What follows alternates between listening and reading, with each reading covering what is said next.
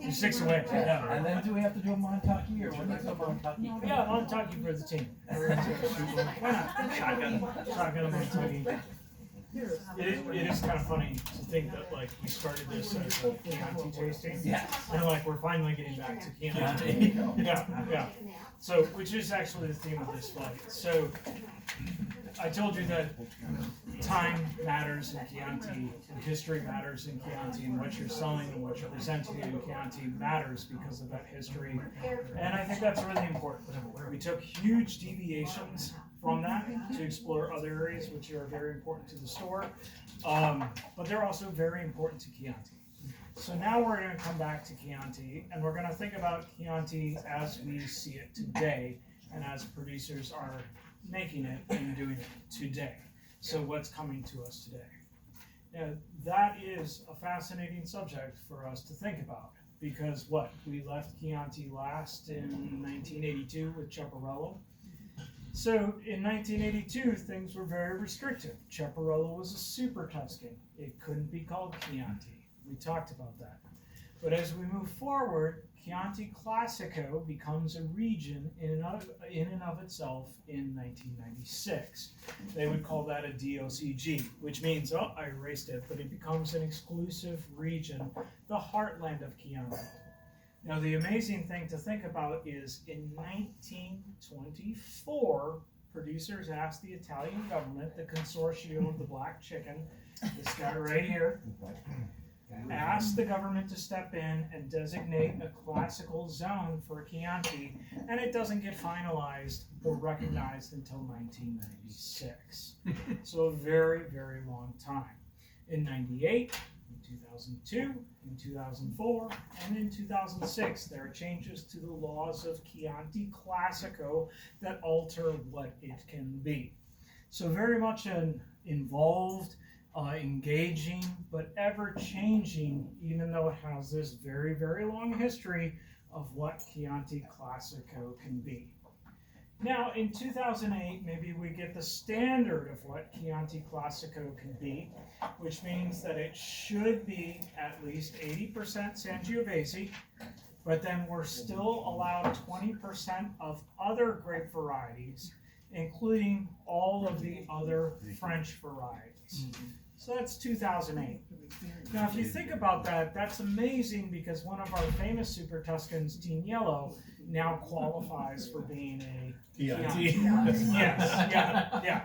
Even though it's famous for being a Super Tuscan and having other Italian grape varieties into it. Yes. Yeah. So everything always changing. Now, if we shift forward to that and we go all the way to, I believe, 2012 or 2014, we get a new designation in Chianti, which is Chianti Gran Selezione. It's coming. You guys will see it.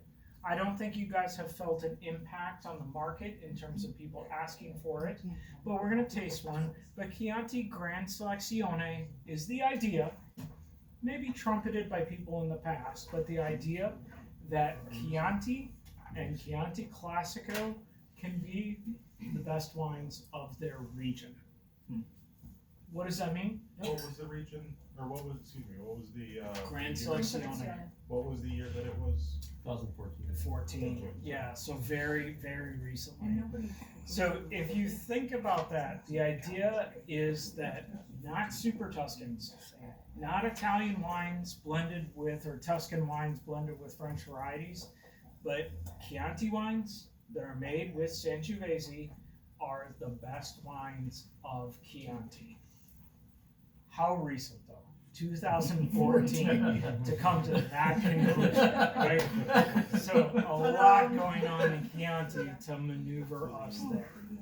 Now, so we're going to taste one of those, and we're going to taste just below that, and we're going to follow that scale in this flight and see what you guys think of it.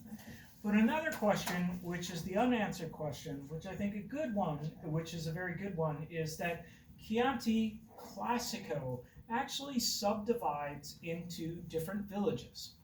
Now, if you spend a lot of time practicing for the Master Som exams, you've probably memorized the 9 outside regions like Rufina and Pennino and things like that. But Chianti Classico itself has 4 major villages that divide. They have different soil types, and the wines from those soil types taste different, and I actually believe in that. I don't think it's just literature.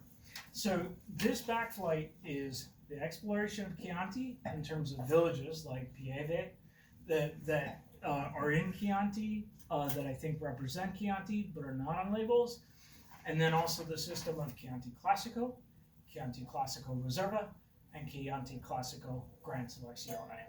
So, okay, what's our first one here? It's Castello di Ama. Yeah. Yeah, so if we take the city of Florence, and then we put back down the city of Siena, and we have the region of Chianti Classico. Sorry, this I have to do a little bit from memory. You get in Castello di Ama, Gaioli, which is a village right here. Okay, now I can't tell you the soil types that exist between these different wines. I can tell you that they are different, and I think the soil type, along with the climatic conditions, matters and alters the flavor and taste of these wines. But I would have to really drill deep into these wineries and ask them why or what exactly the soil type is to make these wines so different from one another. But again, I do think when you taste the wines from these villages, you will taste a similar profile and taste it differently. And you can see that and recognize it. And if you go there, you'll feel it.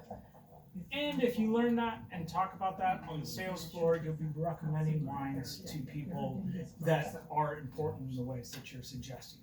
So here, Castello di Ama, out of the famous village of Gaioli. Did they put the village on the label? No, Of course not. not a recognized designation, right? Yeah. Just said it. Sometimes they do on the, if you look at the winery, Yeah. but a Yeah. lot of them will all say Siena, because that's the closest mailing address. Yeah, yeah. They won't say Rada, they won't say Grave. Mhm. Freaking Italian. France got easier for that just now, didn't it, Brian? I just didn't remember hot nuts. Hot nuts. That's the one that stuck with. So Gaioli, farther to the north, the wines from here will always be brighter and fresher to me. And this, I think, is an example of it. That real pure cherry fruit character to it. And then on the palate, the arenaceous tannins, the bright, fresh acidity. You know, I love Castello di Ama. They're one of the famed producers of the region and of this style. Certainly can understand at this point that, like, it's tart and it's fresh, but amazing Chianti. That's a bumper sticker right there. Or a bandit. Could be a man. Arenaceous tannin. Sorry, I said it again. We're gonna have a cup up there for you to put $1 in. Aeronation. Please, yeah.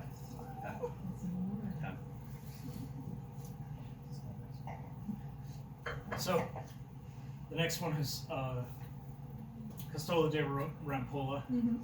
And again, like, I'll come back to the theme or the context of these two wines don't taste like one another.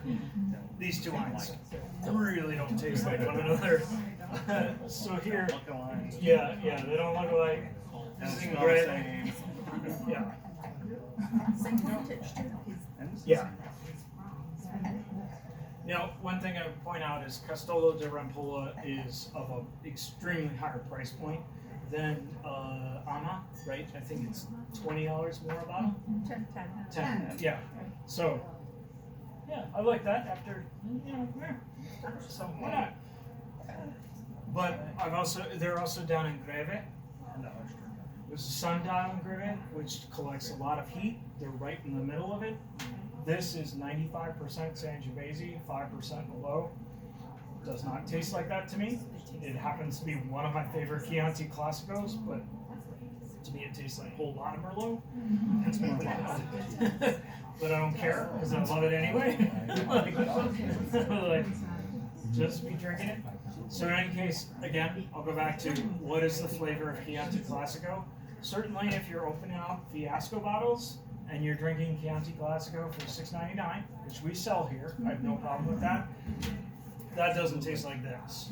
and this doesn't taste like that. Castello de Rampolla has no recognition whatsoever to what's going on there. But I think amazing rendition of the Sandal of Greve, and powerful, powerful wine. I collect this one. We don't sell a ton of it, but it is here. The reason we don't sell a ton of it is it's $40 Chianti Classico. Yeah. You're gonna go to Brunello. Wait a minute, you're going to La Trap. If you can get I, there. well, here's the one saving grace that I'll mention is that, like, and maybe it's not a saving grace, but we've talked about it, is that I was one year tracking what I drank, and I didn't think I drank that much Sangiovese because I frankly thought of it as a secondary grape, meaning an inferior grape to like Pinot Noir or Cabernet. And then it turned out I was drinking it a lot, right? And the reason is it's always ready to go. Like you order a pizza and it's ready to go. You're just sitting around wanting a cocktail and you got some pecorino cheese. It's ready to go. You know, like you got a friend over who's gonna guzzle it. And you got a $6 Toscolo. It's ready to go. You know, like you grilled a steak and you've got Castello de Rampolo for $40 and you're gonna get it on. It's ready to go. And so I drank a ton of it. But it's amazing how different it is. So, Yeah. anyway, Castello de Rampolo. You could know. Wow. Sorry, I didn't finish that. So I think it's worth it to buy Chianti Classico at very expensive prices. Now the next one is the Felsina, but I'm missing it. Right there. Right there, the black Right one. there. Right in front of you. It's in my tummy. It's already out. He looks at this, this is. Okay. Now, wonderfully for us, Felsina is magnificently confusing in the point of sale system. Yes. They make 4 different Chianti Classicos. We stock all of them. Right? So we have all 4 different Chianti Classicos. We actually stock all 4 Chianti Classicos in 3 different vintages and 3 different formats. It's probably under the village. No, it's under Felsina. Yeah, so it's under Felsina, but that means for every Felsina that you look up, you will have 3 different wines that get multiplied by 3 different vintages and 3 different formats. So it's a geometric growth on each wine. So each wine has about 36 different variants that you'll have to look up and check. Right? It's fun. So yeah, just keep drinking more Felsina. But you can eliminate that all down if you just look for Felsina, Felsina Reserva, Felsina Rancia, or Rancia, as R-A-N-C-I-A. So if you just keep going through the names, it'll start shrinking your field, right? And then you can look for 375 mil, 750 mil, 1.5 mil. So again, it'll keep shrinking it for you. So we stock We have the these in, same idea. yeah, we stock these in 5 liters too on occasion. So if you misrank people for a bunch of 5 liters, that's fine. So in any case, It usually catches people. you really, really have to know this producer. This is a producer that's very special to Chianti. And if there was only one Chianti Classico in a higher tier that you were going to recommend, I really suggest that it should be this one. So Felsina comes from a town in the south of Chianti. It's way down here, and it's Bernardanga. And Bernardanga is 1 street long, so it's very small. They're at the end of it. They're almost outside of Chianti Classico. They're actually what would be considered the closest to Brunello, and I think their wines actually show that. They, as a producer in the zone, are universally recognized as the highest quality producer of Bernardanga Chianti Classico. Not only that, they are, in all my dealings with producers from that region, the most respected producer. Meaning that I have heard, I was at a steakhouse, the only steakhouse in that 1 block long town, where I got the story of Felsina stepped in to other people's harvests in 14, but also in 8 and 3 and 90, not 97, 90, when other producers had lost most or all of their crop. Felsina stepped into other Bernardanga producers' productions and offered their grapes, meaning they gave villagers other producers in the town their grapes in order to make wine, to save them. So like I was at this steakhouse and I was not there with Felsina, and everyone was like, well, you have to drink Felsina because they're the ones who make this happen and make this whole thing go, because they have done this, not because they're forced to, but because they've stepped in and done this. Cool. So Felsina, good What to year know. was that then? What's that? What year was that when they, multiple times they did that? I was there in 14, they had done it multiple times. Really? And I was there on a Mark de Grazia wine trip, and Mark de Grazia does not represent them. And Mark de Grazia was like, no, we have to have Felsina. Like, we have to order Felsina. So, now here I think there's some interesting things about Felsina. Being in Bernardanga, the farthest north, or farthest southern village, it tastes like Brunello. So actually that's a way I sell it to people, is if you don't want to afford Brunello, this is a Chianti Classico that really strongly comes across as Brunello with its chocolatey tannins, its built up kind of weight to it. It's not a light Chianti, it's a very powerful Chianti.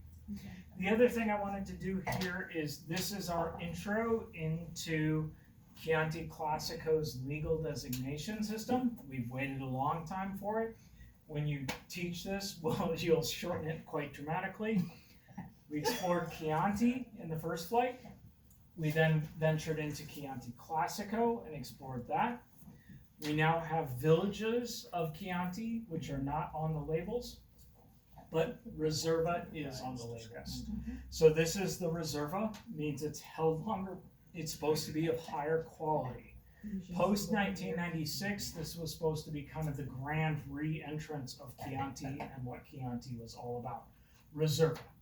So if you see Chianti, you know something about the wine.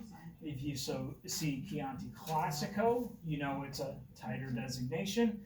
If you see Chianti Classico Reserva, that's a tighter designation still. Yeah, I know. It's been a long ways to get here. What's that? Aging potential on this one. See, now we're on to the Grand Selection. We have here the 2005 Roncaya. So we had an old one out here and partied with it. We had good fun. So a good long time. You know, I've had Chianti Classico back to 1961, and it does age really well, but I think it's really dependent on producer. And since production styles have really changed, starting 1970, but really gaining steam 85 forward, everything has changed, so everything can be really different about why and who and what's going on. With this one, this is 17, so this is 5 years old, but I would think it could go 10 years longer. Gail, we can hear you. Whispering is not that quiet. Yell at Patrick. I started it, I did start it, I'm sorry. Okay, did that wrap up that, so we only have 2 more? Yes. We're not doing Monte Vertine, that's out. Monte Vertine, that's out. But we are doing Bonche Letran. Ben, are these modern wineries in your You know, just the technology and how they make the wine, is it all pretty modern? Felsina I haven't been in, but what look modern. I'm sure Castel Diana is modern. Alexino is just a garage, Yeah. you know, and a lot of the tanks are outside. So nothing big. So very Diavolet is completely modern. Yeah. New Constantine Rimini at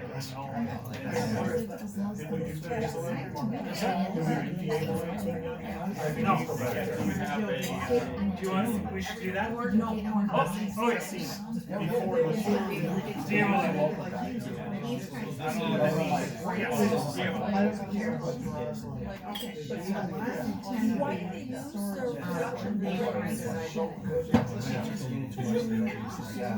Stop the electronic. I put my whole thumb in. I know, that's how you know it's good. That's, Great recognition. I mean, it means a lot. It just jumps out. If you spend any money on the bottle, and the stuff inside, it's pretty good. It should be. It's heavy. This is one, that's two, and that's three. Ben, why do they use sorry, But I mean, why were they showing? Was there Other wineries.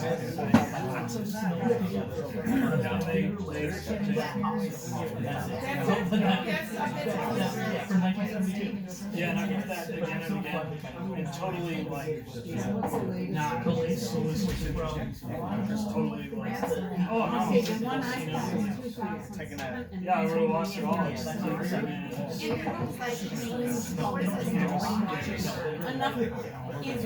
Tons of fruit. But it's one you look for. Yeah. Because I I mean, think I got mine off. you really could, you just think of money out of your pocket.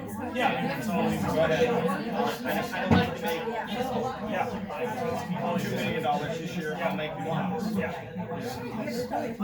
Give me another share. I guess, The Falsina?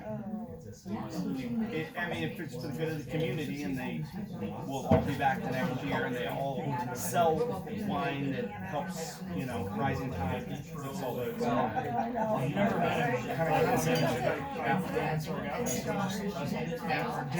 It's amazing. Alright. Alright, made it. It's only 1 o'clock. We're doing good, actually. We got another 2 hours left. 2 hours. Where you at? Yeah. My I've gotta go home, take a nap. No, you remember the whole cook some dinner. Montana story. You're not supposed to. Remember you're flying into New York, and then you're like, screw it, I'm going to London. So you pop them on top and you keep going. That's right. So you don't, because if we go and crash right now, Yes, it's you gonna can't, be long yeah, Sunday. we gotta keep going. Yeah. Gotta make it work on Sunday, yeah. I already got pizza. Sausage. Got pizza at home.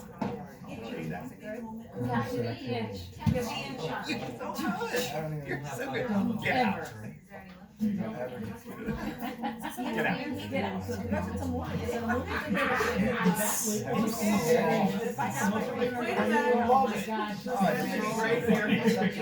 I just saw it like last week. And it's like, I'm like, and it's like a Chick-fil-A. I actually like the ending, the processional, Oh, Yeah, that I know. was. like the Yeah. credits. Oh my god, that's so beautiful. Will Smith Kevin and James, and And the hottie with the Kevin James. Eva Mendes. Yeah, she's got a back. She's not on the track. From a guy's perspective. I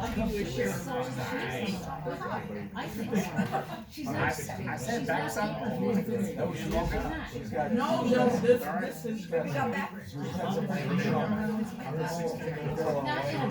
No, she's got good money.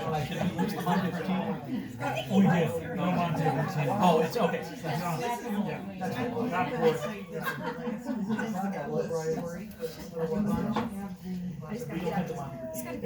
That's a funny movie. Well, I haven't said anything. Nothing bad. Oh, we didn't mix them up. You're missing We it. nixed it. No Montana. We nixed it. No, whatever's left. No. Whatever's left is. It's just like, I was like, I don't know that I'm actually, yeah. It's like, I don't know. I asked Les and I would share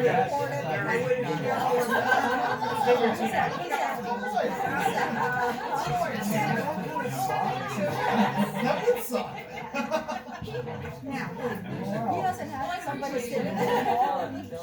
that's scroll the this box can and lunch. Southwest. I actually had a guy in airplane recently. Middle seat. And he opened the box. I mean, opened it. I couldn't do oh, but it was just kind of like, I go, this is gotta be a joke. Where the camera? His arm was right here. And he was English, so that made me That had something to do with it. Did you put your elbow into him? Take that. Or take that arm wrap. Final, yeah, we made it. Yeah, the final frontier. Okay, so on this flight, the Montevertine didn't make it. So it was the only one that didn't make it. So, cross it out. Yeah, I know. Next time. Yeah, so we should have the Diavole and the bone check to finish. Hey, glad my note changed from the first page to the last. It happens, it happens, yeah. That's okay, we'll go through it all again. Round two. Yeah, order more pizza, sleep it off. So with the Diavole, which should be your next one, wanted to show you another village of Chianti, which is Castellina. I know, tough. Ugh. So Bernardanga, Castellane, Greve, and Gaioli. Those are the the four major villages of Chianti. One could wish that producers were restricted to labeling their wines off of those villages, and that we might get kind of a consistent profile from those villages, which I think is very true, but that's not what happens. So that's an organization of mine on this back flight, but certainly very interesting to know. And if you get very into Chianti, very interesting to research and hunt down who is producing from where and how those taste. Certainly with Castellina, I think it's one of the less forceful villages. It's lighter, it's more aromatic, it has less tannin, and that leads us to Diavole. But it also leads us to Isole Iolina's Ceparello. Yeah, because and Castellaro is in Castellina. So it should be, or to my taste, a more aromatic rendition of Sangiovese, a more red fruit rendition, and not the black fruit, and not the dark density, and not the chocolate and mocha that you had in the Falsina Bernardanga. And I think that's really all due to soil type. So that I think is very significant to know in Chianti, and when you go and visit it, I think it's there. I know it's not on the wine labels, so I know it's a lot to go after when you're talking on the sales floor, but if you can get it, I think it's there, and I think when we present it, it is also there. So a fun way. Now, we also, with going to Castelline, we are experiencing Diavole, and we're experiencing our first Gran Selezione wine. So this is the category that they created in legal definition to be the absolute top of Chianti. The idea of being the absolute top of Chianti now, because this was created so recently, is that it has to be 100% Sangiovese. There's a restriction on how much you can produce via your production. So you can't produce 100% Gran Selezione, you can only produce a certain amount of Gran Selezione. But the idea is it's Tuscan, it's Chianti Classico, it's made in a traditional way, and it's made with Tuscan grapes, no foreign grapes. So here, a return, if you will, to being completely Tuscan, with the idea being that what's Tuscany's top wine? It's going to be a Tuscan wine through and through, and a Chianti wine through and through. Cabernet. An amazing change if you think about Ceparello in '82 being disqualified because it was 100% Sangiovese. Tignello in '72 to '74 being disqualified because it had French varieties. And then before that, heating white wine blended into it to make it what it is.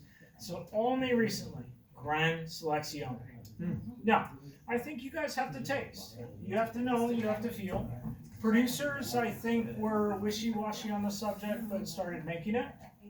I think they're less wishy-washy on the subject because they're making more money off of it now. They charge more for it than the reservists or other things.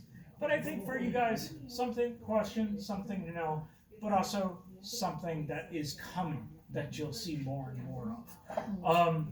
And I think by and large, it tastes more Tuscan than if we went back to our Lagone.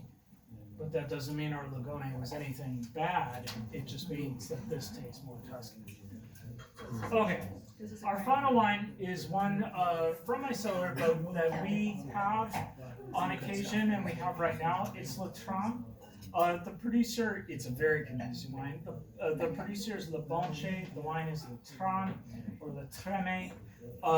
We get it on occasion. It's allocated to us. It is actually from Bernadenga. What it is the daughter who makes this wine was the enologist for Bonfi in Brunello for 20 years. Her grandmother willed her all of the property in Bernadenga, Chianti Classico. She took it over. She makes Chianti Classico out of it. She chooses not to adopt the Chianti Classico designation. She was the woman in charge of clonal varieties of Sangiovese, so she believes in planting a whole bunch of different Sangiovese clones, and so that's what makes up this wine. So a real feral, a real interesting, a real artistic expression of Sangiovese, one that comes in and goes out for us. Farwell has a little bit for us, but still an important wine, but one that moves in and out quite frequently. Not the cheapest Chianti that we've got, but, something significant to us. Okay, that's it. So I'll real quickly end it right now. There's no more pizza, I ate it. Let me know if you have other questions, but otherwise, thank you for the 4 hours.